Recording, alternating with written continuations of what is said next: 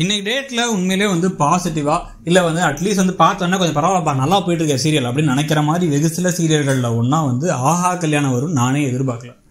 ஆரம்பத்தில் இந்த கதை வந்து மகா வெர்சஸ் ராஜலட்சுமி அண்ட் ஐஸ்வர்யான் இருந்தபோது ஒரே நெகட்டிவிட்டியாக இருக்கும். பார்க்குறதுக்கே நமக்கு மகாவை பார்த்தா பாவமாக இருக்கும். ஆனால் கதையை அழகாக மாற்றி இப்போ வந்து அதே பழைய 2 வில்லிகளும் இப்போ வந்து ஹீரோயின் பின்னாடி நிற்கிறாங்க. மகா பின்னாடி ராஜலட்சுமி இருக்காங்க, ஐஸ்வர்யாவும் இருக்காங்க.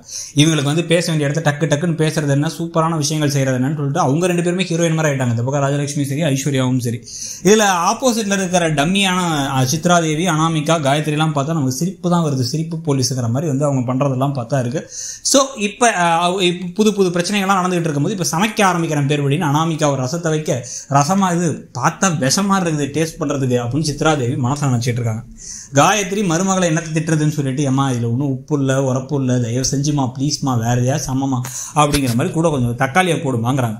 போட்டு ஒரு நாள் சமைக்கிறதுக்கே இந்த கூத்துனா, டெய்லி ஒரு வேலைக்கே இவ்வளோ கூத்துனா நீங்கள் 4 ஃபுல்லாக சமைக்கணும், கஷ்டமாக இருக்குது, பேசாமல் நம்ம என்ன பண்ணுவோம் 2 வேலைக்கு வந்து ஆள் போட்டுருவோம் சமைக்கிறதுக்கு அப்படின்னு சொல்ல, அதெல்லாம் வேணாம், நீங்கள் தானே சொன்னீங்க நாங்கள் சமைக்கிறேன்ட்டு. அப்புறம் வந்து மகா சமைக்கும் போது கிண்டல் பண்ணிட்டு இருந்தீங்க, இப்போ சமைங்க, நீங்கள் சமைச்சாதான் உங்களுக்கு புத்தி வரும் அப்படின்னு ஐஸ்வர்யா கிண்டல் பண்ணிட்டு போயிடுறாங்க. ஸோ இந்த விஷயம் நடந்து முடிஞ்சதுக்கப்புறம் தான் வந்து பார்த்தீங்கன்னா வந்து ஆஃபீஸ்லேயும் வந்து இப்போ ஒரு பல்பு ஒன்று தேவையில்லாமல் ஒரு பல்பு ஒன்று கொடுத்துக்கிட்டு இருக்காரு மகாவுக்கு சூர்யா.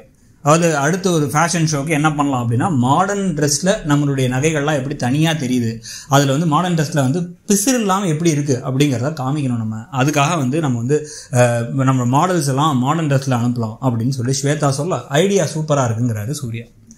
உடனே வந்து இல்லைங்க சாரியில் காமிப்போம், மிடில் கிளாஸ் ஃபேமிலிஸ்லாம் வரதில் வந்து ஃபீசிபிலிட்டிக்கு யோசிச்சு பார்த்தீங்கன்னா சாரியில் காமிக்க தான் நல்லாயிருக்கும், சாரி கம்பெனிஸோட டைப் வச்சு அவங்களுடைய லேட்டஸ்ட் மாடல் சாரீஸில் நம்மளுடைய நகைகளை வச்சு காமிப்போம் அப்படின்னு இவங்க மகா சொன்னதுக்கு, டிசைனிங் தானே உன்னுடைய ஃபோட்டே, அதுதான் உனக்கு நல்லா வரும், அதை மட்டும் பாரு, தேவையில்லாமல் வந்து இந்த மார்க்கெட்டிங்க்கு வராது, ஃபேஷன் ஷோக்கு போய் சாரீ கட்டுறதுலாம் என்ன ஒரு கொஞ்சம் கூட மாடர்னாகவே இல்லை, நீ எல்லாம் உனக்கு பழசாக இருக்குது அப்படின்னு ஒரு மாதிரி பேசிடுறாரு. காயப்பட்டு போயிடுறாங்க மகா, அப்படியே முகமே மாறிடுது.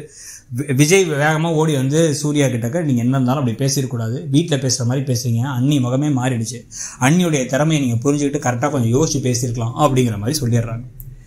நைட்டு இங்கே வீட்டில் வந்து பார்த்தீங்க அப்படின்னா வந்து ஏற்கனவே வந்து இந்த எல்லா செலவுகள் எல்லா பில்லையுமே வந்து ஏன் ராஜலட்சுமியே பண்ணுறாங்க அப்படிங்கிற மாதிரி கிண்டல் பண்ணி, அதனால் வந்து இப்போ அடுத்த தலைமுறைக்கு கொஞ்சமாச்சும் வழிவிடணும்ல அப்படின்னு சித்ராதேவி பேசினதுக்கு, இன்னும் 3 மருமக வந்துட்டாங்க அப்படின்னு சொன்னதுனால கண்டிப்பாக வந்து நாளைக்கே நான் வந்து அந்த கொத்து சாவியை கை மாற்றி விட்டுறேன் அப்படின்ட்டாங்க ராஜலட்சுமி. உடனே மகா ஆஃபீஸ் போயிட்டா, ஐஸ்வர்யா ஒரு லூஸு, அதனால வந்து இப்போ மிச்சம் இருக்கிறது நீதாமா, அனாமிகா உனக்கு தான் எல்லாம் வரும் அப்படின்னு சித்ராதேவி சொல்ல, காயத்ரியும் அனாமிகாவும் சந்தோஷப்பட்டுக்கிட்டு இருக்காங்க. இதுக்கு நடுவில் தான் வந்து பார்த்தீங்கன்னா மகாவுடைய முகமே மாறி இருக்கிறத பார்த்தவங்க, அக்கா என்ன என்றெல்லாம் இப்போ பேசவே மாட்டேன், என்ன பிரச்சனை அப்படின்னு மூக்க பிடிச்சி திருவி ஒரே செல்லம்ஸ் தான், ஒரே கொஞ்சல்ஸ் தான் அவங்க 2 பேத்துக்கு இல்லை.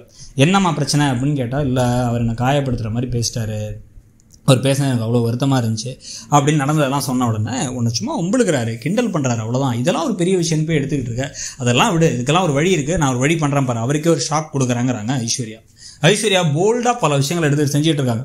அடுத்த நாள் ஃபேமிலியில் எல்லாரும் உட்காந்துருக்க, மகாவுக்கு மட்டும் காஃபி கொடுக்காம எல்லாத்துக்கும் காஃபியை கொடுத்து அனாமிகா போய் டேபிள் மேலே அந்த தட்டை வச்சிடறாங்க, ட்ரேவை. உடனே அதுலேருந்து காஃபியை பாவமாக எடுத்து மகா எடுத்து குடிக்க ஆரம்பிக்க, அப்போன்னு பார்த்தா ஏதோ கொரியர் வந்திருக்கு. கொரியர் வந்தது விஜய் வாங்க போனால் 10-12 சாரி மாற்றி ட்ரெஸ் மேலே ட்ரெஸ்ஸாக கொடுக்குறாங்க. இத்தனை ட்ரெஸ்ஸு யார் ஆர்டர் பண்ணா, என்ன நடக்குதுங்க, யாரோட பேர் இருக்குது அப்படின்னா விஜயால் பார்க்க முடியலன்னா அவருக்கு முகம் வரைக்கும் வந்துருச்சு அந்த இதெல்லாமே பேக்கெல்லாம். ஸோ ஒரு அந்த பேக்கேஜை வந்து படிக்கிறதுக்காக கொடுக்குறேன்னு கௌதம் ஓடி வந்து படித்து பார்த்தா அதில் வந்து சித்ராதேவின்னு இருக்குது. அம்மா ஓம் பேர் தாம்மா இருக்குது அப்படிங்க, சும்மா அதிர்தா அப்படிங்கிறாங்க. இந்த பக்கம் ஐஸ்வர்யா, நான் எதுவுமே பண்ணலையே அப்படின்னா, பேர் தான் உங்களுது, ஏன்னா உங்கள் கார்டு யூஸ் பண்ணேன், ஆனால் அது உங்களுக்கு இல்லைங்கிறாங்க இவங்க.